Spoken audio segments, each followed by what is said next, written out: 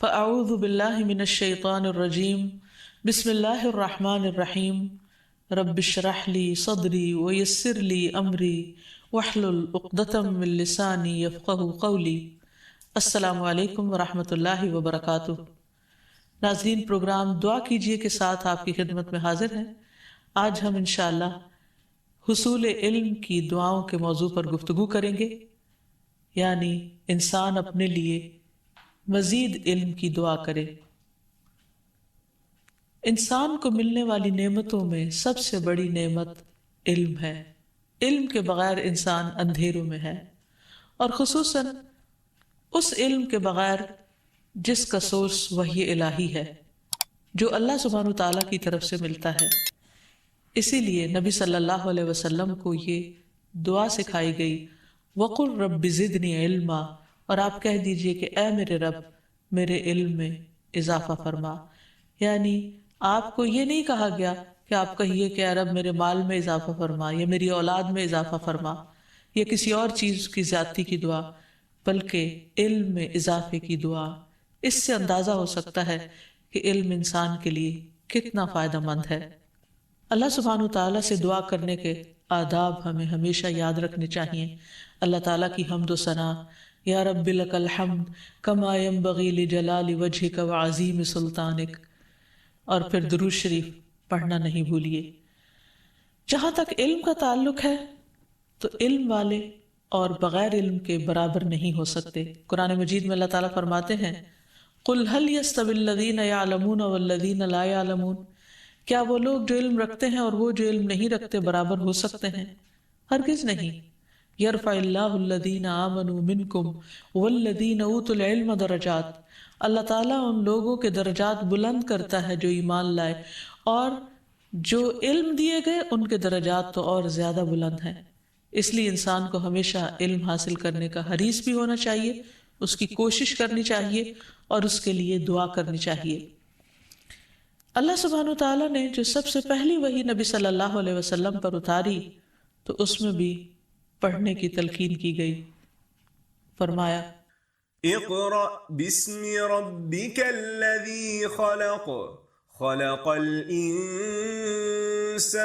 من علق اقرأ وربک الاکرم الذی علم بالقلم، پڑھیے اپنے رب کے نام سے جس نے پیدا کیا، انسان کو جمے ہوئے خون سے پیدا کیا۔ پڑھیے، اور آپ کا رب بہت کرم فرمانے والا ہے جس نے قلم کے ساتھ تعلیم دی ہے۔ تو اس سے یہ پتہ چلتا ہے کہ انسان کو پڑھنے اور لکھنے دونوں چیزوں کی طرف توجہ کرنی چاہیے، کیونکہ پہلی وحی میں ان دونوں چیزوں کا ذکر ساتھ ساتھ آیا ہے۔ پھر اسی طرح یہ ہے کہ سب سے پہلی تخلیق اللہ سبحانہ وتعالیٰ نے قلم کی ہے۔ عبادہ بن صامت نے اپنے بیٹے سے کہا کہ میں نے رسول اللہ صلی اللہ علیہ وسلم کو فرماتے ہوئے سنا ہے کہ بے شک پہلی چیز جو اللہ نے پیدا کی وہ قلم ہے۔ پھر نبی صلی اللہ علیہ وسلم کو بھی اللہ تعالیٰ نے معلم بنا کر بھیجا۔ قرآن مجید میں آتا ہے، کما ارسلنا فیکم رسولا منکم یتلو علیکم آیاتنا ویزکیکم ویعلمکم الکتاب والحکمت ویعلمکم ما لم تکونوا تعلمون، جس طرح ہم نے تم میں ایک رسول تمہیں میں سے بھیجا ہے جو تم پر ہماری آیات پڑھتا ہے، تمہیں پاک کرتا ہے، اور تمہیں کتاب و حکمت سکھاتا ہے، اور تمہیں وہ کچھ سکھاتا ہے جسے تم نہیں جانتے۔ تو حقیقت یہ ہے کہ اللہ سبحانہ وتعالیٰ نے اہل ایمان پر بہت بڑا احسان کیا جب ان کے اندر ایک رسول بھیج کر ان کو یہ تمام چیزوں کی تعلیم دی اور ان کو سکھایا۔ اور اس میں آپ دیکھیے کہ خصوصاً کتاب و حکمت، یعنی صرف کتاب نہیں بلکہ حکمت بھی، اور پھر علم کے ساتھ ساتھ تزکیہ بھی کیا، کیونکہ علم بذات خود تزکیہ کرنے والی چیز ہے، تربیت کرنے والی چیز ہے، لیکن نبی صلی اللہ علیہ وسلم کو اس کام کے لیے خصوصی طور پر متعین کیا گیا۔ اور پھر علم سارے انبیاء کی وراثت رہی ہے۔ حدیث میں آتا ہے کہ بے شک علماء انبیاء کے وارث ہیں، اور بے شک انبیاء کی وراثت درہم و دینار نہیں ہوتی، بلکہ ان کی میراث علم ہوتا ہے۔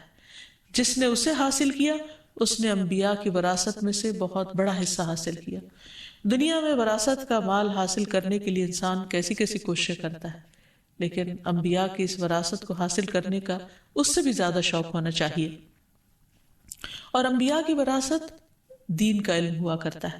دنیا کا علم تو انسان اپنے فائدے کے لیے سیکھتا ہی ہے، اور اس کو چونکہ انسٹنٹ ریوارڈ ملتا ہے، فوری طور پر اس کے نتائج سامنے آتے ہیں، تو اس کے لیے انسان عموماً اس کو زیادہ مشکل نہیں ہوتی اس کو موٹیویٹ کرنے کی، اس بہت سے موٹیویشنل فیکٹر سامنے ہی ہوتے ہیں تو وہ ان کو سیکھنا چاہتا ہے۔ لیکن جہاں تک دین کا علم ہے تو بہت سے لوگ اس کو اپنے لیے ایک بوجھ سمجھتے ہیں، حالانکہ اس کے بغیر انسان دنیا میں سب کچھ پانے کے باوجود بھی سکون نہیں پا سکتا۔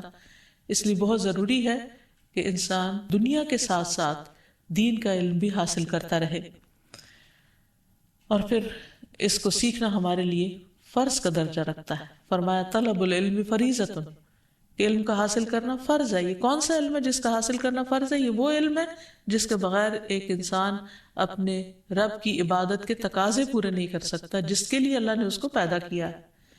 پھر اسی طرح اللہ تعالیٰ کی پہچان کے لیے بھی علم حاصل کرنا ضروری ہے۔ قرآن مجید میں اللہ تعالیٰ فرماتے ہیں فَعْلَمْ أَنَّهُ لَا إِلَهَ إِلَّا هُوَ، بس علم حاصل کرو، جان لو کہ اللہ تعالیٰ کے سوا کوئی الہ نہیں ہے۔ پھر اسی طرح اللہ تعالیٰ کے آگے جھکنے کے لیے، خشیت کے لیے، خشوع کے لیے بھی علم ضروری ہے۔ اللہ سبحانہ وتعالیٰ فرماتے ہیں انما یخشی اللہ من عبادہ العلماء، بے شک اللہ سے ڈرتے ہیں اس کے علم والے بندے ہی۔ ان اللہ عزیز غفور، بے شک اللہ تعالیٰ سب پر غالب ہے، بے حد بخشنے والا ہے۔ پھر اسی طرح انسان کو بھٹکنے سے بچانے کے لیے بھی علم کی روشنی چاہیے ہوتی ہے، اور وہ بھی قرآن و سنت ہے۔ رسول اللہ صلی اللہ علیہ وسلم نے فرمایا میں تم میں دو چیزیں چھوڑ کر جا رہا ہوں، تم ہرگز گمراہ نہیں ہوگے جب تک ان دونوں کو مضبوطی سے تھامے رکھو گے، ایک اللہ کی کتاب اور دوسرے نبی کی سنت۔ پھر اسی طرح یہ ہے کہ انسان کو اندھیروں سے نکال کر روشنی کی طرف لانے کے لیے علم ضروری ہے۔ قرآن مجید میں آتا ہے أَوَمَنْ كَانَ مَيْتًا فَأَحْيَيْنَاهُ وَجَعَلْنَا لَهُ نُورًا يَمْشِي بِهِ فِي النَّاسِ، کیا بھلا وہ شخص جو مردہ تھا پھر ہم نے اسے زندہ کیا اور اس کے لیے ایسی روشنی بنا دی جس کی مدد سے وہ لوگوں میں چلتا پھرتا ہے، کیا اس شخص کی طرح ہے جس کا حال یہ ہے کہ وہ اندھیروں میں ہے، ان سے کسی صورت نکلنے والا نہیں؟ اسی طرح کافروں کے لیے وہ عمل خوشنما بنا دیے گئے جو وہ کیا کرتے تھے۔ اس سے یہ پتہ چلتا ہے کہ انسان علم وحی کے بغیر، قرآن و سنت کے علم کے بغیر ایک مردہ انسان کی طرح ہے، اور جب تک اللہ تعالیٰ کی بھیجی ہوئی وحی انسان کے اندر اس کی سمجھ بوجھ نہیں آتی تو اس کے اندر زندگی کی وہ رمق نہیں آتی جو آنی چاہیے۔ پھر اسی طرح حق و باطل میں فرق کے لیے، صحیح اور غلط کی پہچان کے لیے بھی علم حاصل کرنا بہت ضروری ہے، ورنہ انسان اندھیرے میں ہے، اور اندھیرے میں رہنا انسان کے لیے نقصان دہ ہے، کیونکہ کل قیامت کے دن جب سب پردے ہٹا دیے جائیں گے اور انسان کے اعمال کی جزا اس کے سامنے آئے گی تو انسان کے لیے سوائے حسرت اور پریشانی کے کچھ نہ ہوگا۔ اس لیے ضروری ہے کہ انسان اللہ پر اور اللہ کی باتوں پر ایمان رکھتے ہوئے جو جائز ہے اور ناجائز ہے ان کو اچھی طرح سمجھتا ہو اور اس کے مطابق اپنی زندگی تبدیل کرنے والا ہو۔ اللہ تعالیٰ فرماتے ہیں وَيَرَى الَّذِينَ أُوتُوا الْعِلْمَ الَّذِي أُنزِلَ إِلَيْكَ مِن رَّبِّكَ هُوَ الْحَقُّ وَيَهْدِي إِلَى صِرَاطِ الْعَزِيزِ الْحَمِيدِ، اور وہ لوگ جنہیں علم دیا گیا وہ دیکھتے ہیں کہ جو کچھ تیری طرف تیرے رب کی جانب سے نازل کیا گیا ہے وہی حق ہے، اور وہ اس کا راستہ دکھاتا ہے جو سب پر غالب ہے، تمام خوبیوں والا ہے۔ پھر اسی طرح علم کے راستے پر چلنا، علم حاصل کرنے کے لیے گھر سے نکلنا جنت کے راستے آسان کر دیتا ہے۔ نبی صلی اللہ علیہ وسلم نے فرمایا من سلک طریقا یلتمس فیہ علما سہل اللہ لہ طریقا الی الجنہ، کہ جو شخص علم کا راستہ اختیار کرے گا اللہ تعالیٰ اس کے لیے جنت کا راستہ آسان فرما دیں گے۔ اور بے شک فرشتے طالب علم کی رضا کے لیے اپنے پر بچھاتے ہیں، یعنی اس کا اتنا اکرام کرتے ہیں، اس کے آگے ہمبل ہو جاتے ہیں۔ پھر ایسے لوگوں کو اللہ سبحانہ وتعالیٰ چنے ہوئے لوگ قرار دیتا ہے، اور یہ کسی بھی انسان کی انتہائی خوش قسمتی کی بات ہے کہ اللہ تعالیٰ اس کو دین کا علم عطا کرے۔ حدیث میں آتا ہے من یرد اللہ بہ خیرا یفقہہ فی الدین، اللہ تعالیٰ جس کے ساتھ بلائی کا ارادہ کرتا ہے اس کو دین کی سمجھ بوجھ عطا کر دیتا ہے۔ اور جو لوگ خصوصاً قرآن کی تعلیم حاصل کرتے ہیں اللہ تعالیٰ ان کو اپنے خاص بندے قرار دیتا ہے۔ اور حدیث میں یہ بھی آتا ہے کہ تم میں سے بہترین وہ لوگ ہیں جو قرآن سیکھیں اور سکھائیں۔ اس لیے انسان کو ہمیشہ دین کا علم حاصل کرنے کا حریص ہونا چاہیے، اور اس کے فائدوں کو مد نظر رکھتے ہوئے جو کہ آخرت سے متعلق ہے. دنیا میں بھی اس کے فائدے کہ انسان کو اچھے برے کا فرق پتہ چلتا ہے، اللہ تعالیٰ کی رضا اور ناراضگی کے کاموں کا پتہ چلتا ہے، اور پھر صرف پتہ ہی نہیں چلتا بلکہ ان کو اچھے کاموں کو کرنے کے لیے موٹیویشن بھی ملتی ہے قرآن و سنت سے. تو اس لیے اس کو جاننا بے حد ضروری ہے. اور پھر انسان بغیر علم کے جب عبادت کرتا ہے تو اس عبادت میں بھی بہت سی غلطیاں کر جاتا ہے. جیسے کہ ایک حدیث میں آتا ہے کہ ایک شخص 60 سال تک نماز پڑھتا رہتا ہے اور اس کے پاس ایک نماز بھی ایسی نہیں ہوتی کہ جس میں خوشبو خضوع ہو، یعنی کہ جو سٹینڈرڈ پر جو اللہ تعالیٰ نے کرائیٹیریا دیا ہے کہ اچھی نماز کا اس پر پوری اترتی ہو. تو ایسا کیوں ہوتا ہے؟ بغیر علم کے ہوتا ہے. پھر اسی طرح یہ ہے کہ جب ایک انسان علم حاصل کر کے عمل کرتا ہے تو وہ اس عابد سے بہتر ہے جو بغیر علم کے عمل کر رہا ہوتا ہے. رسول اللہ صلی اللہ علیہ وسلم نے فرمایا علم کی فضیلت عبادت کی فضیلت سے بہتر ہے اور تمہارا بہترین دین تقویٰ ہے. پھر یہ بھی یاد رکھیے کہ جو لوگ علم دین حاصل کرتے ہیں ان کے لیے ساری مخلوق دعائیں کر رہی ہوتی ہے، حتیٰ کہ سمندر کی مچھلیاں اور زمین کی چیونٹیاں بھی اس کے لیے دعا کر رہی ہوتی ہیں. اور خصوصاً جو لوگوں کو بھلائی کی تعلیم دے رہا ہو. جس گھر میں ایسے سیکھنے سکھانے کا عمل ہوتا ہے اس پر اللہ کی رحمتیں نازل ہوتی ہیں. ابو ہریرہ کہا کرتے تھے کہ قرآن پڑھنے کی وجہ سے گھر اپنے رہنے والوں کے لیے کشادہ ہو جاتا ہے، لڑائی جھگڑے اور فتنے فساد ختم ہوتے ہیں. شیطان اس گھر کو چھوڑ دیتے ہیں کیونکہ فرشتے اس میں حاضر ہوتے ہیں. اس گھر کی خیر و برکت بڑھ جاتی ہے. اور قرآن نہ پڑھنے کی وجہ سے گھر اپنے رہنے والوں کے لیے تنگ ہو جاتا ہے، فرشتے اس کو چھوڑ دیتے ہیں اور شیطان اس میں بسیرا کر لیتے ہیں اور اس کی خیر و برکت کم ہو جاتی ہے. پھر اسی طرح قرآن و سنت کی تعلیم دلائی جا رہی ہوتی ہے، وہاں پر رحمت اور سکینت نازل ہوتی ہے. پھر انسان کو ایسے علم کو مرنے کے بعد بھی فائدہ پہنچتا ہے، صدقہ جاریہ اس کے لیے بنتا ہے. آگے کے سارے مرحلے انسان کے آسان ہوتے ہیں کیونکہ انسان پہلے سے پریپیئرڈ ہوتا ہے. اس کو معلوم ہوتا ہے کہ موت کے وقت کس طرح فرشتے آئیں گے اور پھر قبر میں کیسے حساب کتاب ہوگا. ان سوالوں کے جوابوں کی تیاری وہ دنیا سے ہی شروع کر دیتا ہے. پھر اس کو معلوم ہوتا ہے کہ قیامت کے دن کیا کیا مرحلے ہیں جن سے اس کو گزرنا ہوگا اور ان کی بھی تیاری وہ دنیا سے ہی شروع کر دیتا ہے. پھر جنت میں داخلے کے لیے کیا چیزیں چاہیے وہ بھی اس کو دین کا علم حاصل کر کے پتہ چلتا ہے اور پھر وہ ان کے لیے حریص ہوتا ہے اور اس کے لیے کوشش کرتا ہے اور نیک عمل کرتا ہے. اور جہاں تک جہالت کا تعلق ہے تو جہالت کی وجہ سے نہ انسان اللہ تعالیٰ کو پہچانتا ہے نہ بندوں کے حقوق کو پہچانتا ہے، اور بعض اوقات لا علمی کی وجہ سے شرک تک کا ارتکاب کر جاتا ہے جو انسان کے حق میں سخت خطرناک ہے. پھر اسی طرح نبی صلی اللہ علیہ وسلم کی حیثیت اور مقام کو نہیں پہچانتا. انسان جب علم حاصل نہیں کرتا تو مرنے کے بعد اس کی پہلی منزل یعنی قبر میں اس سے جو سوال جواب کیے جائیں گے ان میں اس کو مشکل کا سامنا ہو سکتا ہے. اس سلسلے میں حدیث میں آتا ہے نبی صلی اللہ علیہ وسلم نے فرمایا آدمی جب قبر میں رکھا جاتا ہے اور دفن کر کے اس کے لوگ پیٹھ موڑ کر رخصت ہوتے ہیں تو وہ ان کے جوتوں کی آواز سنتا ہے. پھر 2 فرشتے آتے ہیں اور اسے بٹھاتے ہیں اور پوچھتے ہیں کہ اس شخص یعنی محمد صلی اللہ علیہ وسلم کے متعلق تمہارا کیا اعتقاد ہے؟ کافر یا منافق کا جواب یہ ہوتا ہے کہ مجھے معلوم نہیں، میں نے لوگوں کو ایک بات کہتے سنا تھا وہی میں بھی کہتا رہا، یعنی اس نے علم حاصل نہیں کیا ہوتا. پھر اس سے کہا جاتا ہے کہ نہ تو نے جانا اور نہ پڑھا، یعنی تو نے علم ہی حاصل نہیں کیا. اس کے بعد اسے ایک لوہے کے ہتھوڑے سے اس کے دونوں کانوں کے درمیان بڑے زور سے مارا جاتا ہے اور وہ اتنے بھیانک طریقے سے چیختا ہے کہ وہ 2 بوجھوں یعنی انسان اور جن کے سوا ارد گرد کی تمام مخلوق سنتی ہے. تو اس سے اندازہ ہوتا ہے کہ انسان کے لیے علم حاصل کرنا کس قدر ضروری ہے اور علم کی عدم موجودگی میں اس کے لیے کیسی بڑی بڑی مشکلات ہو سکتی ہیں. اللہ تعالیٰ ہم سب کو اس سے محفوظ رکھے. پھر اسی طرح علم کا نہ ہونا انسان کے اندر منافقت کو جنم دے دیتا ہے کیونکہ انسان علم سے خشیت آتی، خدا کا خوف آتا ہے اور انسان کا ایمان درست ہوتا ہے. اور جب خدا کا خوف ہی نہیں ہوتا تو انسان کے اندر منافقت پلنے لگتی ہے. پھر اسی طرح جب انسان بہت دن تک اللہ کا ذکر نہیں کرتا، کوئی سیکھنے سکھانے کا کام نہیں کرتا تو ایسے شخص کے دل پر زنگ لگ جاتا ہے. پھر لا علمی کے ساتھ انسان جب خود عمل کرتا ہے اور دوسروں کو بتا رہا ہوتا ہے تو یہ چیز اس کے لیے اور دوسروں کے لیے گمراہی کا باعث بن جاتی ہے.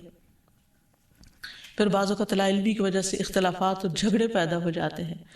پھر بغیر دلیل کے جب لوگ کسی چیز کو دین سمجھ کر عمل کرتے ہیں تو بعض اوقات بدعات کا شکار ہو جاتے ہیں جو ان کی آخرت کے لیے سخت نقصان دہ ہے۔ پھر اسی طرح عبادات میں ایسی ایسی غلطیاں کرتے ہیں کہ جس کی وجہ سے وہ عبادت کا ہونا اور نہ ہونا برابر ہو جاتا ہے۔ پھر آخرت میں بھی انسان کے لیے سخت مشکل اور تکلیف کا باعث ہو سکتا ہے اگر وہ صحیح علم نہ حاصل کرے اور اس کے مطابق عمل نہ کرے۔ تو اس لیے انسان کو بہت زیادہ حریص ہونا چاہیے اور انسان کو دعا کرنی چاہیے خشوع و خضوع کے ساتھ اللہ تعالیٰ سے کہ وہ اس کے علم میں اضافہ کرے۔ پھر لا علمی کی باتوں سے پناہ مانگنی چاہیے۔ قرآن مجید میں ایک دعا آتی ہے نوح علیہ السلام کی، رب انی اعوذ بک ان اسألک ما لیس لی بہ علم والا تغفر لی وترحمنی اکن من الخاسرین۔ اے میرے رب، بے شک میں تجھ سے پناہ مانگتا ہوں کہ تجھ سے اس بات کا سوال کروں جس کا مجھے کچھ علم نہیں، اور اگر تو نے مجھے نہ بخشا اور مجھ پر رحم نہ کیا تو میں خسارہ پانے والوں میں سے ہو جاؤں گا۔ پھر اسی طرح لا علمی میں کیے گئے گناہ خصوصاً شرک سے بچنے کے لیے بھی دعا کرنی چاہیے۔ اللہم انی اعوذ بک ان اشرک بک وانا اعلم واستغفرک لما لا اعلم۔ اے اللہ، میں تیری پناہ چاہتا ہوں اس بات سے کہ میں جان بوجھ کر تیرے ساتھ کسی کو شریک کروں اور جو میں نہیں جانتا ہوں اس کے لیے تجھ سے مغفرت کا طالب ہوں۔ پھر نفع مند علم حاصل کرنے کے لیے دعا، اللہم انی اسألک علما نافعا واعوذ بک من علم لا ينفع۔ اے اللہ، میں تجھ سے نفع بخش علم کا سوال کرتا ہوں اور فائدہ نہ دینے والے علم سے تیری پناہ چاہتا ہوں کہ ہمیں تو بچا کے رکھنا۔ پھر اسی طرح صبح سویرے فجر کی نماز کے بعد نفع بخش علم حاصل کرنے کی دعا نبی صلی اللہ علیہ وسلم نے سکھائی۔ ام المومنین ام سلمہ رضی اللہ عنہا سے روایت ہے کہ نبی صلی اللہ علیہ وسلم جب صبح کی نماز سے سلام پھیرتے تو فرماتے، اللہم انی اسألک علما نافعا ورزقا طیبا وعملا متقبلا۔ اے اللہ، میں تجھ سے فائدہ دینے والے علم، پاک رزق اور قبول ہونے والے عمل کا سوال کرتا ہوں۔ یعنی صبح سویرے انسان اپنے لیے کچھ ٹارگٹ سیٹ کرے اور پھر اس کے لیے دعا کرے۔ ان میں سے ایک علم کا حصول، دوسرے پاک حلال رزق، اور تیسرے وہ تمام کام جو اللہ کے حضور قبول ہو جائیں، یعنی اللہ کی پسند کے کام۔ پھر اسی طرح ایک اور دعا ہے، نبی صلی اللہ علیہ وسلم کہا کرتے تھے، اللہم انفعنی بما علمتنی وعلمنی ما ینفعنی وارزقنی علما تنفعنی بہ۔ اے اللہ، تو مجھے جو علم نصیب فرمائے اس سے مجھے فائدہ پہنچا، اور مجھے وہ علم دے جو مجھے فائدہ دے، اور مجھے ایسا علم دے جس کے ذریعے سے میں فائدہ اٹھا سکوں۔ اور پھر غیر نافع علم سے پناہ مانگنا، اللہم انی اعوذ بک من علم لا ینفع ومن قلب لا یخشع ومن نفس لا تشبع ومن دعوت لا یستجاب لها۔ اے اللہ، میں تجھ سے ایسے علم سے پناہ مانگتا ہوں جو نفع دینے والا نہ ہو، اور ایسے دل سے جو ڈرنے والا نہ ہو، اور ایسے نفس سے جو سیر ہونے والا نہ ہو، اور ایسی دعا سے جو قبول ہونے والی نہ ہو۔ یعنی انسان اپنی عمر برباد کر دے، اپنا وقت لگا دے، اپنا مال لگا دے، اور وہ چیزیں سیکھتا رہے جو نہ اس کی دین میں فائدہ مند اور نہ دنیا میں فائدہ مند، نہ آخرت میں فائدہ مند۔ اور پھر اسی طرح انسان کا ایسا دل ہو کہ جو اللہ سے نہ ڈرے، تو اس کا وہ بھی انسان کے لیے وبال ہے، کیونکہ انسان جب اللہ سے ڈرتا نہیں تو پھر ہر غلط کام اس کے لیے آسان ہو جاتا ہے۔ اور پھر انسان کی خواہشات جن کی کوئی لمٹ نہیں، ان پر بھی روک لگانے کے لیے اللہ تعالیٰ سے دعا کی گئی ہے۔ اور پھر دعاؤں کی قبولیت کی دعا کہ اللہ تعالیٰ ایسی دعائیں نہ کرے ہم جو تو سنے نہیں اور تو اسے قبول نہ فرمائے۔ پھر اسی طرح یہ ہے کہ انسان کو اپنے علاوہ دوسروں کو بھی جو دعائیں دے اس میں بھی علم کی دعا شامل کر دے، جیسے نبی صلی اللہ علیہ وسلم نے ابن عباس کے لیے دعا کی تھی کہ اللہم علمہ الکتاب، اے اللہ اسے کتاب کا علم عطا فرما۔ پھر اسی طرح آپ صلی اللہ علیہ وسلم نے ایک اور دعا حضرت ابن عباس کو دی تھی، اللہم فقہہ فی الدین وعلمہ التأویل، کہ اے اللہ اسے دین کی سمجھ عطا فرما اور کتاب کی تأویل یعنی تفسیر سمجھا دے۔ تو اللہ تعالیٰ سے دعا ہے کہ وہ ہم سب کو نفع مند علم عطا فرمائے جس کا فیض ہمیں دنیا میں بھی پہنچے اور آخرت میں بھی۔ وآخر دعوانا ان الحمد للہ رب العالمین۔ السلام علیکم ورحمۃ اللہ وبرکاتہ۔ لم أكن بدعائك رب شقيا۔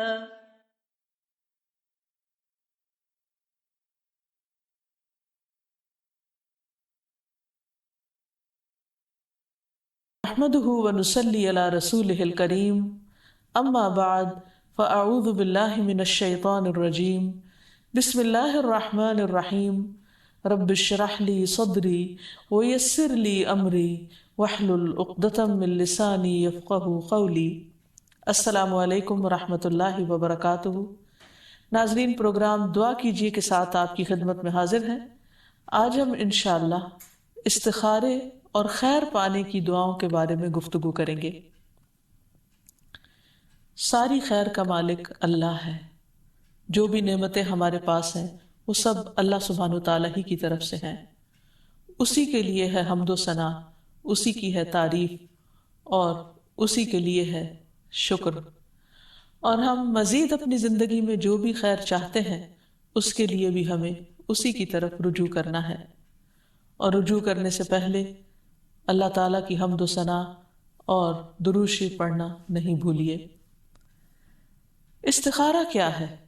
استخارہ عربی زبان کا لفظ ہے جس کا معنی ہوتا ہے خیر طلب کرنا، بھلائی حاصل کرنا۔ تو استخارے میں دراصل ہم انسان اللہ سبحانہ وتعالیٰ سے خیر و بھلائی کا سوال کرتے ہیں۔ اس کی تفصیلات آگے آئیں گی، لیکن جہاں تک خیر حاصل کرنے کا تعلق ہے تو ہم میں سے ہر شخص اپنے رب کا محتاج ہے۔ اپنی ہر ضرورت میں اسے اپنے رب ہی کی طرف رجوع کرنا چاہیے۔ موسیٰ علیہ السلام جب مدین گئے اور ایک درخت کے سائے کے نیچے جا کر بیٹھے جہاں وہ کسی کو نہیں جانتے تھے، اس وقت وہ بھوکے پیاسے بھی تھے اور ایک پناہ کی تلاش میں بھی تھے۔ وہ دشمن کے خوف سے بھاگے تھے، لہٰذا انہیں امن بھی چاہیے تھا۔ تو ایسے میں انہوں نے اپنے رب کو پکارا اور دعا کی، رب انی لما انزلت الی من خیر فقیر، اے میرے رب جو بھی خیر تو نازل کر دے، جو بھی بھلائی تو اس وقت مجھے عطا کر دے، میں اس کا محتاج ہوں، مجھے اس کی ضرورت ہے۔ اور پھر اللہ سبحانہ وتعالیٰ نے ان کی تمام ضروریات پوری کر دی۔ پھر اسی طرح اللہ تعالیٰ تمام انسانوں کو مخاطب کر کے فرماتے ہیں قرآن مجید میں، يا أيها الناس أنتم الفقراء إلى الله والله هو الغني الحميد۔ اے لوگو، تم سب اللہ کے محتاج ہو اور اللہ بے نیاز تعریف والا ہے، لہٰذا ہم سب انسان اللہ سبحانہ تعالیٰ کی طرف سے ملنے والی خیر کے محتاج ہیں۔ اور پھر اللہ سبحانہ تعالیٰ کا مومن کے بارے میں جو بھی فیصلہ ہوتا ہے وہ اس پر راضی ہوتا ہے اور وہ اس کے حق میں خیر ہی خیر ہوتا ہے۔ انس رضی اللہ عنہ سے مروی ہے کہ میں نے نبی صلی اللہ علیہ وسلم کو یہ فرماتے ہوئے سنا کہ مجھے تو مومن پر تعجب ہوتا ہے کہ اللہ اس کے لیے جو فیصلہ بھی فرماتا ہے وہ اس کے حق میں بہتر ہی ہوتا ہے۔ ایک اور حدیث میں آتا ہے، نبی صلی اللہ علیہ وسلم نے فرمایا، مجھے تو مومن کے معاملے پر تعجب ہوتا ہے کہ اس کے معاملے میں سراسر خیر ہی خیر ہے، یعنی مومن کی ہر حالت خیر والی ہے، اور یہ سعادت مومن کے علاوہ کسی کو حاصل نہیں کہ اگر اسے کوئی بھلائی حاصل ہوتی ہے تو وہ شکر کرتا ہے جو کہ اس کے لیے خیر ہے، اور اگر اسے کوئی تکلیف پہنچتی ہے تو وہ صبر کرتا ہے اور یہ بھی اس کے لیے خیر ہے۔ یعنی اچھا حال ہو یا تکلیف دہ حال ہو، دونوں حالتوں میں مومن کا رویہ مثبت ہوتا ہے۔ نعمت ملنے پر وہ اکڑتا نہیں اور تکلیف آنے پر وہ بلبلاتا نہیں، بلکہ اللہ سبحانہ تعالیٰ کی رضا پر راضی رہتا ہے اور صبر سے اپنے وقت کو گزارتا ہے۔ بہرحال آج چونکہ ہمارا موضوع استخارہ ہے تو ہمیں سب سے پہلے اس کی حقیقت سمجھنی چاہیے کہ استخارہ کیا ہوتا ہے، کب کیا جاتا ہے، کیوں کیا جاتا ہے، اور اس میں مومن کے لیے کیا فائدے ہیں۔ استخارہ عربی زبان کا لفظ ہے جس کا مطلب ہوتا ہے خیر چاہنا، بھلائی مانگنا۔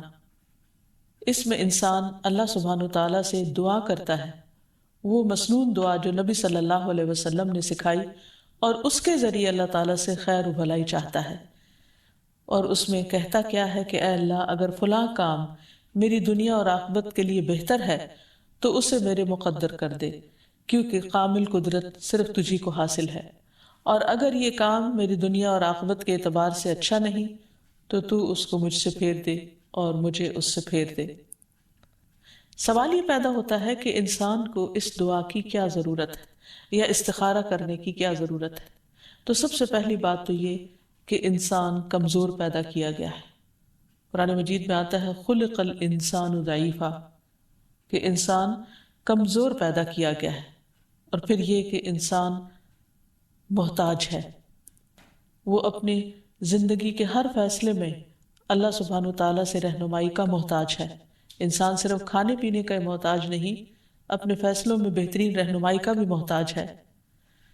پھر یہ ہے کہ انسان چاہتا یہ ہے کہ اپنی آخرت کو مد نظر رکھ کر دنیا کے کاموں میں فیصلے کرے، تاکہ وہ چیز جو صرف اس کی دنیا نہیں اس کی آخرت کو بھی بہتر بنائے، اس چیز کو اختیار کرے تاکہ وہ اس کے لیے ہمیشہ ہمیشہ کی خوش قسمتی کا ذریعہ بنے۔ اور انسان اپنے مستقبل کے بارے میں نہیں جانتا، کسی بھی کام کے انجام کے بارے میں نہیں جانتا کہ وہ کیا ہوگا، اس لیے وہ اللہ تعالیٰ سے استخارہ کی دعا کرتا ہے۔ پھر اسی طرح انسان یہ بھی سمجھتا ہے کہ فیصلے تو حق کے ساتھ اللہ تعالیٰ ہی کرتا ہے، لہٰذا وہ اپنی کوشش کرنے کے بعد جب اللہ تعالیٰ سے دعا کرتا ہے کہ اب میرے حق میں تو بہتر فیصلہ فرما اور مجھے صحیح رہنمائی فرما، تو یہ بندے کے لیے انتہائی اطمینان کا باعث ہوتی ہے۔ انسان چونکہ جلد باز ہے، بعض اوقات انسان کے اوپر اس کے نفس کی خواہشات غالب آ جاتی ہیں، بعض اوقات انسان کسی چیز کو جلد حاصل کرنے کی کوشش کرتا ہے، خواہ وہ طریقہ غلطی کیوں نہ ہو، اور اس طرح وہ اپنے انجام کے اعتبار سے خطرناک غلطی کر بیٹھتا ہے۔ تو جب انسان صبر سے کام لیتا ہے، سوچ سمجھ کر فیصلہ کرتا ہے، اور کسی بھی اہم کام میں فیصلہ کرنے سے پہلے اللہ تعالیٰ سے دعا کر لیتا ہے، تو اس کے اس تمام عمل میں خیر پیدا ہو جاتی ہے۔ اور سب سے بڑی بات یہ کہ نبی صلی اللہ علیہ وسلم نے صحابہ کو خود استخارے کی تعلیم دی ہے اور اس کا طریقہ سکھایا ہے۔ آپ صلی اللہ علیہ وسلم استخارہ میں پڑھی جانے والی دعا کی باقاعدہ تعلیم دیتے تھے، جیسے قرآن مجید کی کوئی سورت سکھائی جاتی ہے۔ اس سلسلے میں جابر بن عبداللہ کی روایت ہے کہ رسول اللہ صلی اللہ علیہ وسلم ہمیں اپنے تمام معاملات یعنی اہم معاملات میں استخارہ کرنے کی اسی طرح تعلیم دیتے تھے جس طرح قرآن کی کوئی سورت سکھلاتے۔ یعنی استخارے کے چونکہ فائدے بہت زیادہ ہیں، اس لیے نبی صلی اللہ علیہ وسلم نے اس کے لیے بہت اہتمام فرمایا۔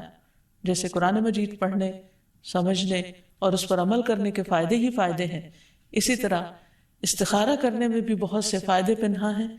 اسی طرح اس لیے نبی صلی اللہ علیہ وسلم نے اس کو بہت زیادہ اہمیت دی۔ اور ویسے بھی یہ ہے کہ استخارہ انسان کو شرمندگی سے بچانے کا سبب بنتا ہے۔ امام ابن تیمیہ کہتے ہیں جو آدمی اللہ سے خیر طلب کرے، مخلوق سے مشورہ کرے اور اپنے کام میں ثابت قدمی اختیار کرے، اسے کبھی بھی شرمندگی کا سامنا نہیں کرنا پڑتا۔ تو استخارے کی مسنون دعا جو ہمیں سکھائی گئی وہ یہ ہے: اللہم انی استخیرک بعلمک واستقدرک بقدرتک واسألک من فضلک العظیم فإنک تقدر ولا اقدر وتعلم ولا اعلم وانت علام الغیوب اللہم ان کنت تعلم ان هذا الامر خیر لی فی دینی ومعاشی وعاقبت امری او قال فی عاجل امری وآجلہ فاقدره لی وان کنت تعلم ان هذا الامر شر لی فی دینی ومعاشی وعاقبت امری او قال فی عاجل امری وآجلہ فاصرف عنی واصرفنی عنہ واقدر لی الخیر حیث کان ثم ردنی بہ۔ اے اللہ، میں تجھ سے تیرے علم کی بدولت خیر طلب کرتا ہوں، اور تیری قدرت کی بدولت تجھ سے طاقت مانگتا ہوں، اور تیرے فضل عظیم کا طلبگار ہوں کہ قدرت تو ہی رکھتا ہے اور مجھے کوئی قدرت نہیں، علم تجھ ہی کو ہے اور میں کچھ نہیں جانتا، اور تو تمام پوشیدہ باتوں کو جاننے والا ہے۔ اے اللہ، اگر تو جانتا ہے کہ یہ کام یعنی جس کے لیے استخارہ کیا جا رہا ہے میرے دین اور دنیا اور میرے کام کے انجام کے اعتبار سے میرے لیے بہتر ہے، یا آپ نے فرمایا کہ میرے لیے وقتی طور پر اور انجام کے اعتبار سے بہتر ہے، تو اسے میرے لیے نصیب کر، اور اگر تو جانتا ہے کہ یہ کام میرے دین، دنیا اور میرے کام کے انجام کے اعتبار سے برا ہے، یا آپ نے یہ بھی فرمایا کہ میرے معاملے میں وقتی طور پر اور انجام کے اعتبار سے برا ہے تو اسے مجھ سے ہٹا دے اور مجھے بھی اس سے ہٹا دے، پھر میرے لیے خیر مقدر فرما دے جہاں بھی ہو، اور پھر مجھے اس پر راضی کر دے۔ تو اس میں آپ دیکھ رہے ہیں کہ سب سے پہلی بات جو کی گئی وہ ہے اللہم انی استخیرک، اے اللہ میں تجھ سے خیر طلب کرتا ہوں۔ کیوں کرتا ہوں؟ بعلمک، تیرے علم کی وجہ سے، کیونکہ تو جانتا ہے، میں نہیں جانتا۔ واستقدرک بقدرتک، اور تیری قدرت کی بدولت تجھ سے طاقت مانگتا ہوں کہ میں اس کام کو کر سکوں۔ اور پھر واسألک من فضلک العظیم، اور میں تجھ سے تیرا عظیم فضل مانگتا ہوں، یعنی میں تو جاہل ہوں، لا علم ہوں، اپنے لیے خیر کو نہیں پہچان سکتا کہ میرے لیے خیر اور بھلائی کس رخ میں ہے، کس طریقے پر ہے، کس چیز میں ہے، لیکن تو جانتا ہے اپنے مکمل علم کی وجہ سے، اپنی بھرپور قدرت کی وجہ سے۔ فَإِنَّكَ تَقْدِرُ وَلَا أَقْدِرُ، کیونکہ تو قدرت رکھتا ہے میں نہیں رکھتا، وَتَعْلَمُ وَلَا أَعْلَمُ، تو علم رکھتا ہے میں علم نہیں رکھتا، وَأَنْتَ عَلَّامُ الْغُيُوبِ، اور تو غیبوں کو بھی خوب خوب جاننے والا ہے، یعنی جو چیزیں میری نگاہوں سے چھپی ہوئی ہیں وہ تجھ سے چھپی ہوئی نہیں، تو سب کچھ جانتا ہے کہ جو کام میں کرنے جا رہا ہوں یہ میرے حق میں بہتر بھی ہے یا نہیں۔ اور پھر ان کنت تعلم ان ھذا الامر خیر لی، اگر تو جانتا ہے کہ یہ کام میرے حق میں بہتر ہے، فی دینی، کس اعتبار سے بہتری؟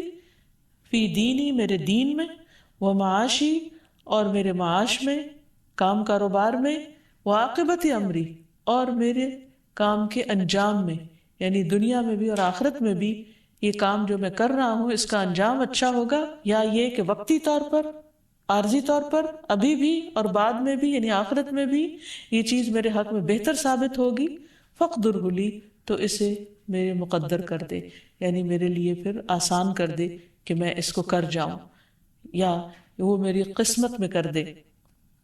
اور اگر یہ سب کچھ میرے حق میں برا ہے، کیونکہ میں تو نہیں جانتا کہ اچھا یا نہیں، کیونکہ قرآن مجید سے ہمیں یہ پتہ چلتا ہے، اللہ تعالیٰ فرماتے ہیں عَسَىٰ أَن تُحِبُّوا شَيْئًا وَهُوَ شَرٌّ لَكُمْ، ہو سکتا ہے ایک چیز سے تم محبت رکھتے ہو اور وہی چیز تمہارے حق میں بری ہو، وَعَسَىٰ أَن تَكْرَهُوا شَيْئًا وَيَجْعَلَ اللَّهُ فِيهِ خَيْرًا كَثِيرًا، اور ہو سکتا ہے ایک چیز کو تم ناپسند کرتے ہو اور اللہ تعالیٰ اسی میں بہت بڑی بھلائی رکھتے ہیں۔ انسان کی نگاہ کوتاہ ہے، انسان کی عقل محدود ہے، انسان کا علم محدود ہے، اس لیے وہ اپنے بارے میں خود صحیح طور پر فیصلہ نہیں کر پاتا، اسی لیے انسان دنیا کے معاملات میں انسانوں کے پاس بھی مشورہ کرنے کے لیے اسی لیے جاتا ہے، اور ان سے مشورہ کرتا ہے جو علم میں اس سے زیادہ بہتر ہوتے ہیں یا اس خاص چیز کے بارے میں زیادہ جانتے ہوتے ہیں جس موضوع پر وہ مشورہ کرنا چاہتا ہے۔ تو اس کے پیچھے بھی وجہ یہی ہوتی ہے کہ انسان اپنی کم علمی کا اور کم ہمتی کا یا طاقت کی کمی کا یا قدرت کی کمی کا اعتراف کرتے ہوئے اس ہستی کے پاس جاتا ہے کہ جو ہر چیز کے مالک ہے کہ تو میرے حق میں خیر کر دے۔ تو اسی لیے ہم دیکھ رہے ہیں کہ دعا کے اندر جو اصل چیز ہے وہ اللہ تعالیٰ سے خیر و بھلائی مانگنا ہے، کوئی غیب کی خبر معلوم کرنا نہیں ہے، اور اس کے لیے یہ بھی کوئی شرط نہیں ہے کہ انسان کسی خواب میں دیکھے یا کوئی غیبی آواز اس کو آئے یا کوئی مخصوص رنگ خواب میں دیکھے تو اس سے کوئی تعبیر نکالے اور پھر اس سے کہے کہ ہاں مجھے استخارے کے بعد خواب میں اشارہ ہو گیا کہ یہ خیر ہے یا نہیں۔ نہیں، انسان جب کسی کام کو کرنا چاہے تو اس کے بعد اس کو اگر اچھا سمجھتا ہے تو اللہ تعالیٰ سے 2 نفل نماز پڑھ کر دعا مانگ کر معاملہ اللہ تعالیٰ کے سپرد کر لے اور جو کچھ میسر ہو اس کے مطابق عمل کر لے، اور اس کے بعد جو بھی ہو جائے اسے اللہ تعالیٰ کی طرف سے اپنے لیے ایک بھلائی کا فیصلہ ہی سمجھے اور اس پر راضی رہے۔ صحابہ کہتے ہیں کہ رسول اللہ صلی اللہ علیہ وسلم انہیں ہر کام میں استخارے کا حکم دیتے تھے، یعنی ہر کام سے مراد یہ کہ ہر اہم کام میں استخارہ کرنے کا حکم دیا کرتے تھے۔ جب انسان ایک بار استخارہ کی دعا کر لیتا ہے، اللہ سبحانہ وتعالیٰ کی رضا پر راضی ہو جاتا ہے، تو اللہ سبحانہ وتعالیٰ جو چیز اس کے حق میں بہتر ہوتی ہے اس کی طرف اس کا رخ پھیر دیتے ہیں۔ ایک بات اور بھی یاد رہے کہ استخارہ کرنے کے بعد جب انسان ایک فیصلہ کر لے اور کام شروع کر دے تو اس کے بعد پھر بار بار استخارہ کرنے کی ضرورت نہیں۔ مثلا اگر کسی بچی کے لیے ایک پروپوزل آیا، آپ نے استخارہ کیا، آپ کا دل مطمئن ہو گیا، آپ نے ہاں کر دی اور بات آگے بڑھنے لگی، اور بیچ میں کوئی چھوٹی موٹی چیز ناپسند ہوئی اور پھر سے استخارہ شروع کر دیا تو یہ بات درست نہیں۔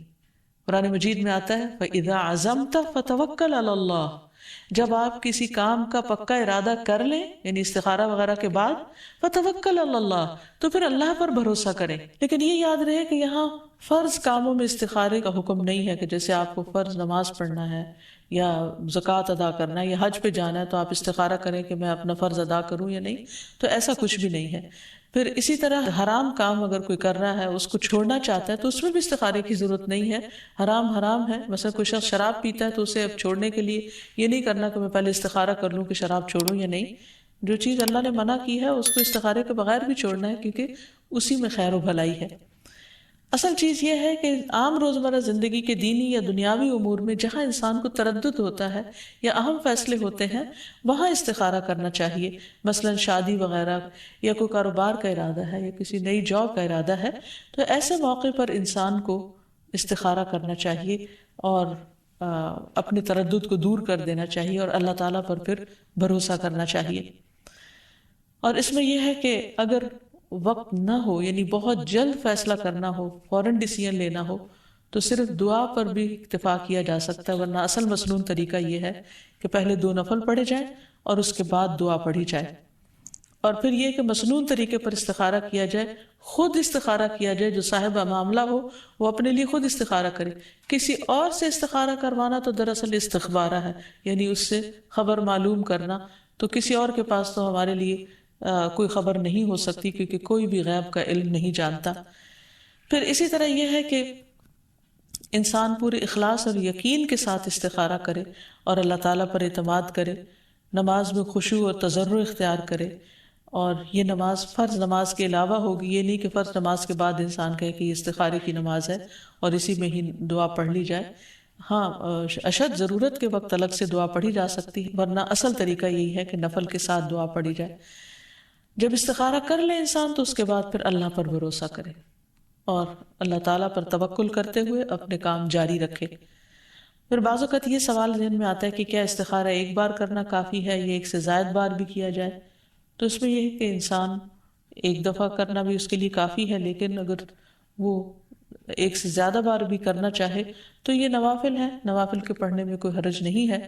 استخارے کے سلسلے میں یہ بھی یاد رہے کہ اگر ایک کام میں بہت سے لوگ شریک ہیں تو وہ سب کے سب استخارہ کریں گے، اور استخارہ کروانے کے لیے کسی کاہن یا نجومی کے پاس جانے کی ضرورت نہیں ہے یا کسی خاص دینی بزرگ کے پاس جانے کی ضرورت نہیں ہے۔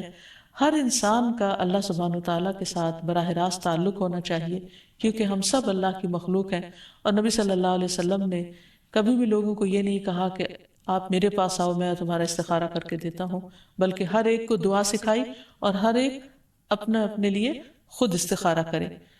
اور پھر یہ ہے کہ بعض اوقات یہ بھی ہوتا ہے کہ استخارہ کرنے کے باوجود جو ہم کام کرتے ہیں اس میں وہ فائدہ نہیں ہوتا، تو پھر وہ حدیث یاد رکھے کہ مومن کے ہر فیصلے میں خیر ہے، اگر اسے کوئی تکلیف بھی پہنچ جاتی ہے اور اس پر وہ صبر کرتا ہے تو اس کے لیے اجر ہے۔ ایک چیز بظاہر شر نظر آتی ہے لیکن حقیقت میں وہ باطن میں ہمارے لیے خیر ہوتی ہے، تو چیزوں کو ان کے اصل انجام کے لحاظ سے دیکھنا چاہیے، وقتی طور پر کیا ہوا کیا نہیں، فائدہ ہوا یا نقصان ہوا، اس اعتبار سے نہیں۔ ہو سکتا ہے ایک چیز دنیا میں ہمیں بہت فائدے کی نہ نظر آ رہی ہو لیکن آخرت کے اعتبار سے وہ ہمارے لیے بہت فائدے کی ہو۔ تو مومن تو ہمیشہ اس بات پر یقین رکھتا ہے کہ اس کے رب کا ہر فیصلہ اس کے لیے خیر والا فیصلہ ہے، کیونکہ اللہ تعالیٰ اپنے بندوں پر نہ ظلم کرتا ہے اور نہ ان کے ساتھ شر کا ارادہ کرتا ہے۔ اسی طرح زندگی کے اور معاملات میں جو خیر کی دعائیں انسان مانگ سکتا ہے، تو چند ایک مسنون دعائیں یہ ہیں۔ ایک تو یہ کہ انسان یہ یقین رکھ کے دعا کرے کہ ساری خیر اللہ کے ہاتھ میں ہے، جیسے ایک حدیث میں آتا ہے وَالْخَيْرُ كُلُّهُ فِي يَدَيْكَ وَالشَّرُّ لَيْسَ إِلَيْكَ، اور ساری بھلائیاں تیرے ہاتھ میں ہیں اور شر کی نسبت تیری طرف نہیں ہے۔ تو سب سے پہلے تو موسیٰ علیہ السلام کی دعا انسان کثرت سے کرتا رہے۔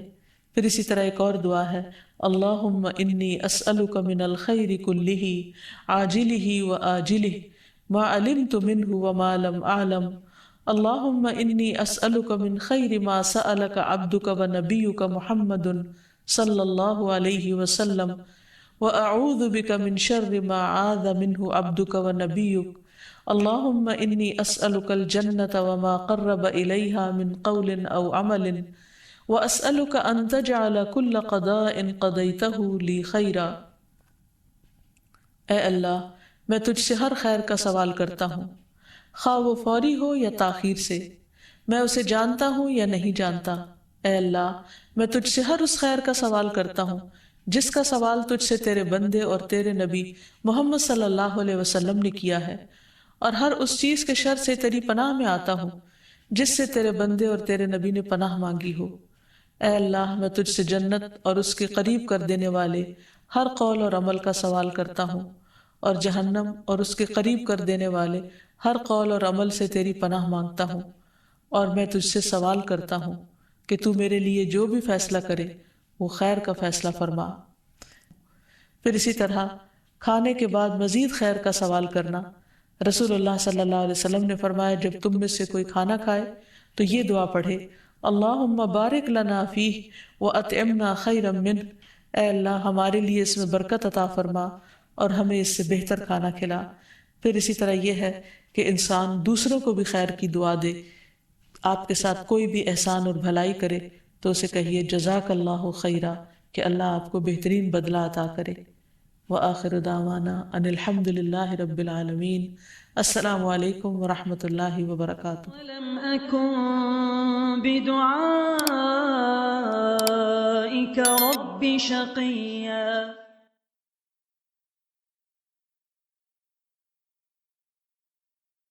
نحمده ونصلي على رسوله الكريم، اما بعد فاعوذ باللہ من الشیطان الرجیم، بسم اللہ الرحمن الرحیم، رب اشرح لي صدری ويسر لي امری واحلل عقدۃ من لسانی یفقهوا قولی۔ السلام علیکم ورحمۃ اللہ وبرکاتہ۔ ناظرین، پروگرام دعا کیجئے کے ساتھ آپ کی خدمت میں حاضر ہیں۔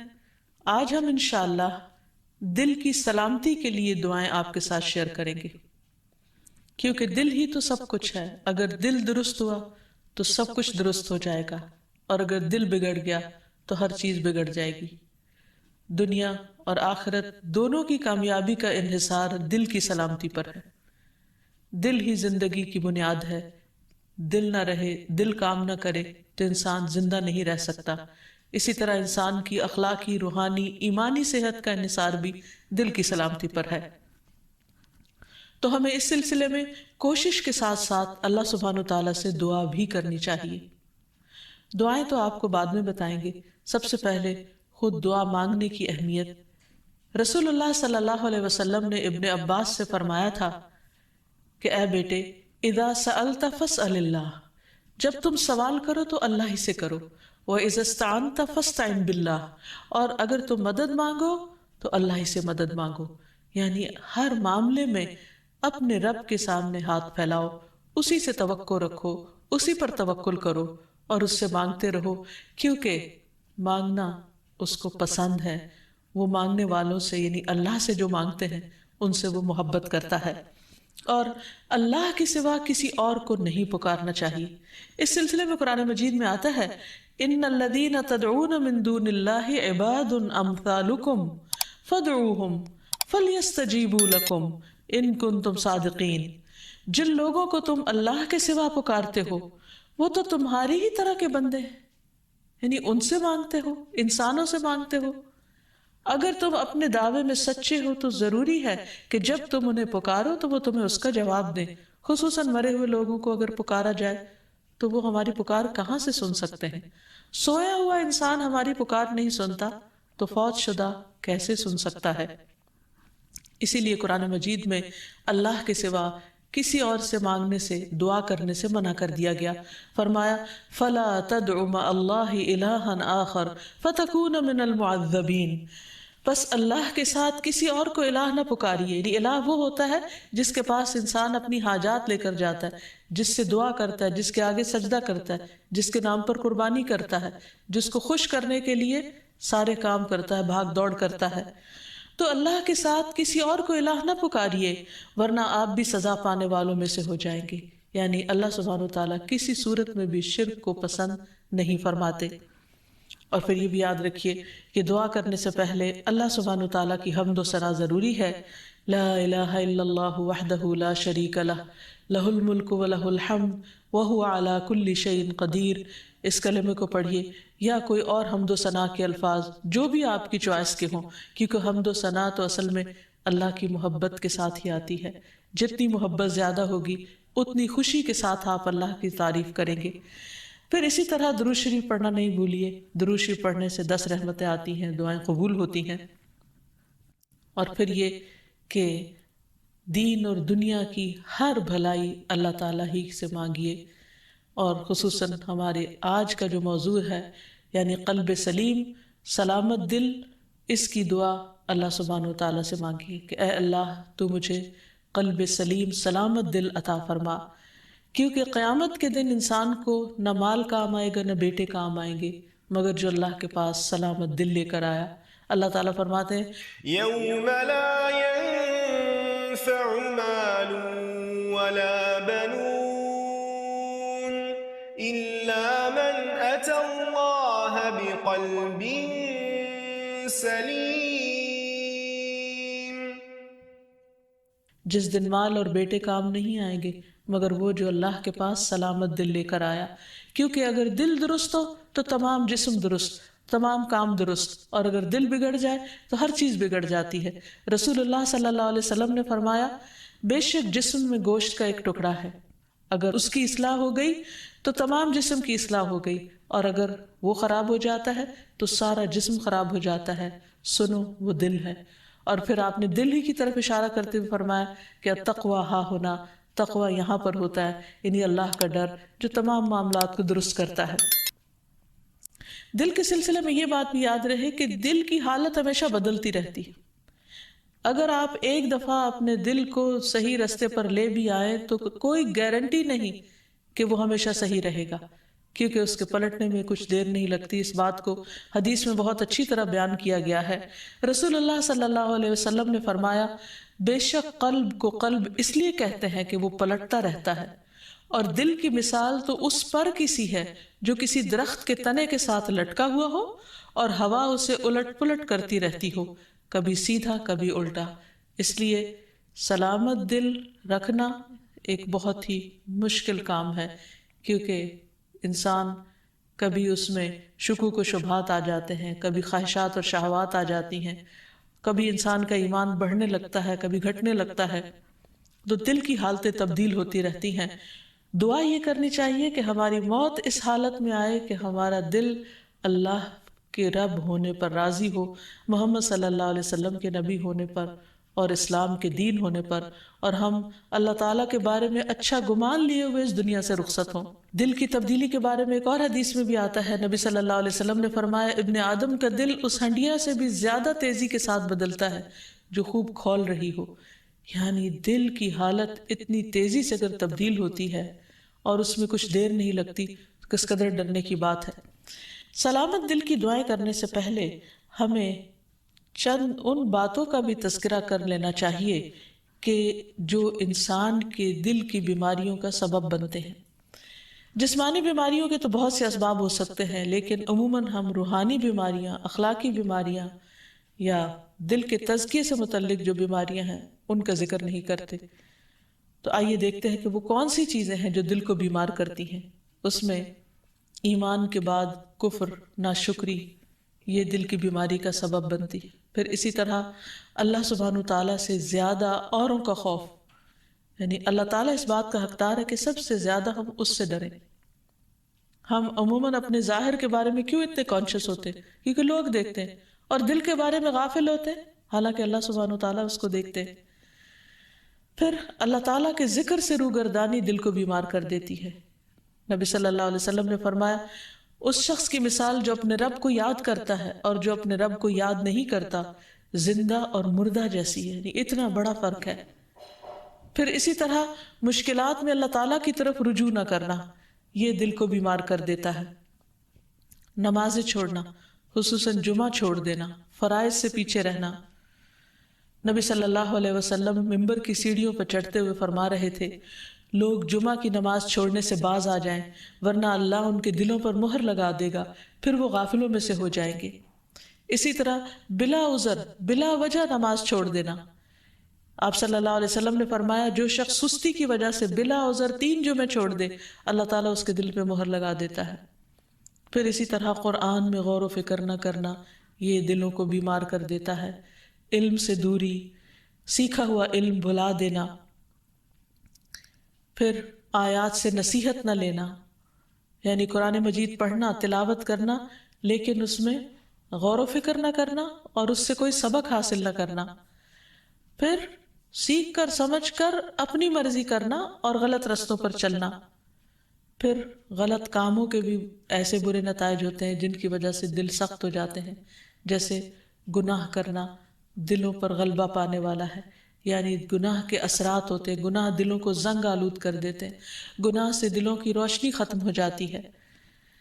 رسول اللہ صلی اللہ علیہ وسلم نے فرمایا جب کسی مسلمان سے کوئی گناہ سرزد ہوتا ہے تو اس کے دل پر ایک سیاہ دھبا پڑ جاتا ہے، اگر وہ توبہ کرے اور باز آ جائے اور استغفار کر لے تو اس کا دل پھر سے صاف اور روشن ہو جاتا ہے، ورنہ جتنے گناہ بڑھتے جاتے ہیں اتنے ہی سیاہ دھبے بڑھتے جاتے ہیں، حتیٰ کہ اس کے دل پر وہ زنگ چھا جاتا ہے جس کا ذکر اللہ عز و جل نے قرآن میں کیا ہے، کلا بل ران علی قلوبہم ما کانوا یکسبون، ہرگز یہ بات نہیں بلکہ ان لوگوں کے دلوں پر ان کے برے اعمال کا زنگ لگ گیا ہے۔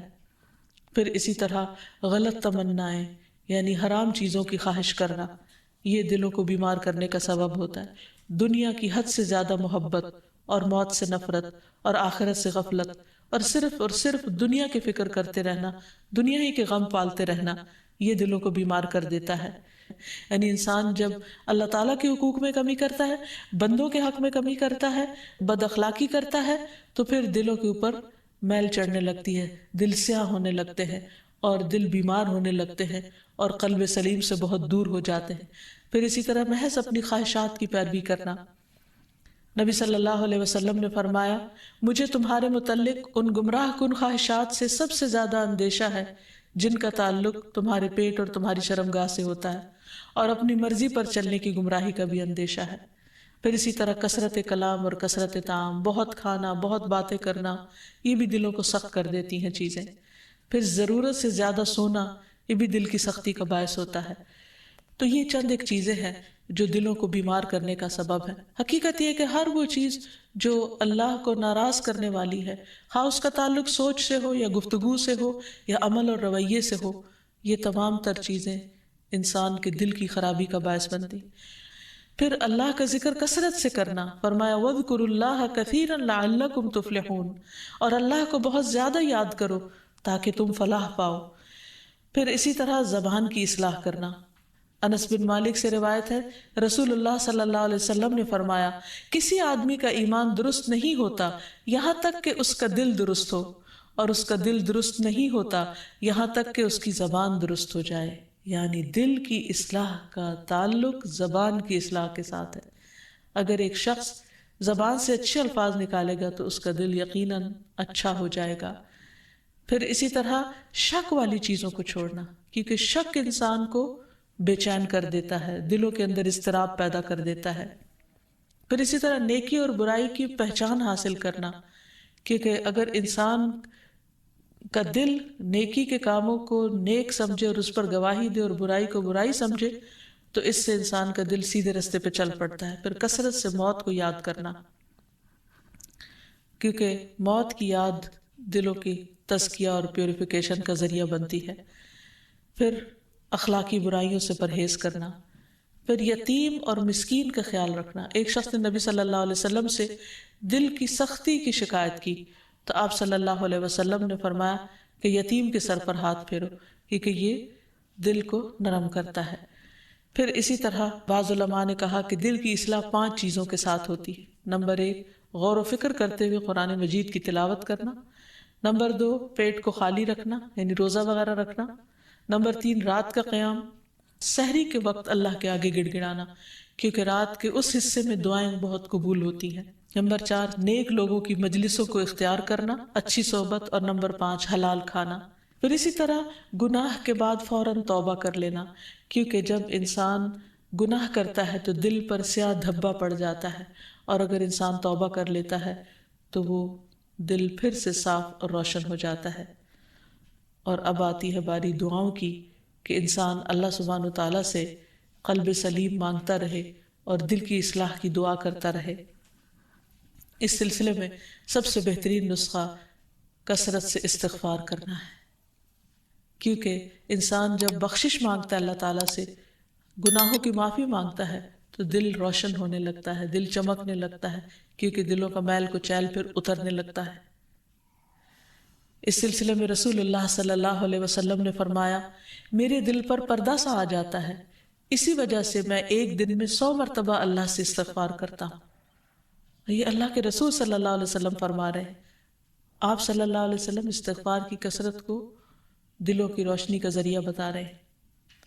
ابن عمر کہتے ہیں کہ ہم آپ کی مجلس میں رب اغفر لی وتب علی انک انت التواب الرحیم 100 مرتبہ شمار کرتے تھے، جس کا معنی ہے اے میرے رب مجھے بخش دے اور مجھ پر مہربان ہو جا، بے شک تو بہت زیادہ توبہ قبول کرنے والا مہربان ہے۔ پھر اسی طرح قرآنی دعا ہے کہ اللہ تعالیٰ ہمارے دلوں کو ٹیڑھا ہونے سے بچائے۔ ربنا لا تزغ قلوبنا بعد اذ ہدیتنا وہب لنا من لدنک رحمہ انک انت الوہاب۔ اے ہمارے رب، ہدایت دینے کے بعد ہمارے دلوں کو ٹیڑھا نہ کرنا اور اپنے پاس سے ہمیں رحمت عطا فرما، بلا شبہ تو ہی سب کچھ عطا کرنے والا ہے، یعنی سارے خزانے تیرے پاس ہیں، تو ہمارے دلوں کو سیدھا رکھ، کیونکہ اگر دل سیدھا ہوگا تو باقی تمام چیزیں بھی درست ہو جائیں گی۔ پھر اسی طرح دل میں نور پیدا ہونے کی دعا کرنا، اور وہ ہے اللہم اجعل فی قلبی نورا، اے اللہ میرے دل میں نور پیدا کر دے، میرے دل میں روشنی پیدا کر دے، کیونکہ دل کی بھی آنکھیں ہوتی ہیں، اگر دل کی روشنی ہو تو انسان کو اچھے برے کا فرق نظر آنے لگتا ہے۔ بعض اوقات انسان بہت کچھ بھی پڑھ لیتا ہے، اس کے پاس بہت علم بھی ہو سکتا ہے، لیکن ضروری نہیں کہ اس علم کے ذریعے دل کی آنکھیں کھلیں جب تک کہ اللہ تعالیٰ نہ بصیرت عطا کرے۔ یہ بصیرت اللہ تعالیٰ دیتا ہے، اس لیے اللہ تعالیٰ سے مانگنی چاہیے۔ پھر اسی طرح دل کی ہدایت کی دعا کرنا۔ آپ صلی اللہ علیہ وسلم نے دعا سکھائی، اللہم اہد قلبی وسدد لسانی واسلل سخیمۃ قلبی، اے اللہ میرے دل کو رہنمائی عطا فرما، میری زبان کو درستگی عطا فرما اور میرے دل کے کینے کو دور کر دے، کیونکہ شرک، نفاق، حسد، بغض، کینہ، کدورت دلوں سے نکلیں گے تو ہی دل روشن ہوں گے۔ پھر اسی طرح یہ بھی ضروری ہے کہ انسان دین پر دل کی ثابت قدمی کی دعا کرے۔ عبداللہ ابن عمرو ابن العاص کہتے ہیں کہ انہوں نے رسول اللہ صلی اللہ علیہ وسلم کو فرماتے ہوئے سنا کہ تمام بنی آدم کے دل رحمان کی انگلیوں میں سے 2 انگلیوں کے درمیان ایک دل کی طرح ہے، وہ جسے چاہتا ہے اسے پھیر دیتا ہے۔ پھر رسول اللہ صلی اللہ علیہ وسلم نے فرمایا، اللہم مصرف القلوب صرف قلوبنا علی طاعتک، اے اللہ دلوں کے پھیرنے والے ہمارے دلوں کو اپنی اطاعت پر پھیر دے، یعنی تو ہی ان کے اندر اپنی اطاعت اور فرما برداری کا شوق پیدا کر دے، کیونکہ اگر دل کسی کام کے کرنے پہ راضی ہو جائے تو وہ کام کرنا بہت آسان ہو جاتا ہے۔ اطاعت کے بڑے سے بڑے کام، مشکل سے مشکل، کٹھن اور بھاری کام بھی بہت معمولی معلوم ہوتے ہیں۔ پھر اسی طرح یا مقلب القلوب ثبت قلبی علی دینک، اے دلوں کو الٹ پلٹ کرنے والے میرے دل کو اپنے دین پر جما دے، کیونکہ اگر دین پر ایک دفعہ دل ٹھک گیا، اطمینان ہو گیا، تو پھر عمل کرنا کچھ بھی مشکل نہ رہے گا۔ پھر اس کے ساتھ ساتھ ایسے دل سے بھی پناہ مانگی گئی کہ جو اللہ سے نہ ڈرتا ہو، جس کے اندر خشیت نہ ہو۔ دعا ہے اللہم انی اعوذ بک من علم لا ينفع ومن قلب لا يخشع ومن نفس لا تشبع ومن دعوت لا يستجاب لها، اے اللہ میں تجھ سے ایسے علم سے پناہ مانگتا ہوں جو نفع دینے والا نہ ہو، اور ایسے دل سے جو ڈرنے والا نہ ہو، اور ایسے نفس سے جو سیر ہونے والا نہ ہو، اور ایسی دعا سے جو قبول ہونے والی نہ ہو۔ پھر اسی طرح دل کے شر سے پناہ مانگنے والی دعا، اللہم انی اعوذ بک من شر سمعی ومن شر بصری ومن شر لسانی ومن شر قلبی ومن شر منی۔ اے اللہ میں تیری پناہ چاہتا ہوں اپنے کان کی برائی سے اور اپنی آنکھ کی برائی سے اور اپنی زبان کی برائی سے اور اپنے دل کی برائی سے اور اپنی خواہش کی برائی سے۔ پھر دل کو صاف کرنے کی دعا، اللہم اغسل قلبی بماء الثلج والبرد ونق قلبی من الخطایا کما نقیت الثوب الابید من الدنس وباعد بینی وبین خطایایا کما باعدت بین المشرق والمغرب۔ اے اللہ میرے دل کو برف اور اولے کے پانی سے دھو دے اور میرے دل کو خطاؤں سے صاف کر دے جیسے سفید کپڑے کو میل سے صاف کیا جاتا ہے، اور میرے اور میری خطاؤں کے درمیان اتنی دوری کر دے جتنی دوری تو نے مشرق اور مغرب میں رکھی ہے۔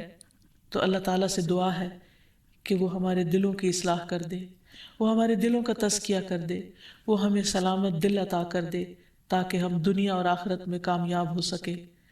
وآخر دعوانا ان الحمد للہ رب العالمین۔ السلام علیکم ورحمۃ اللہ وبرکاتہ۔ ولم أكن بدعائك رب شقيا۔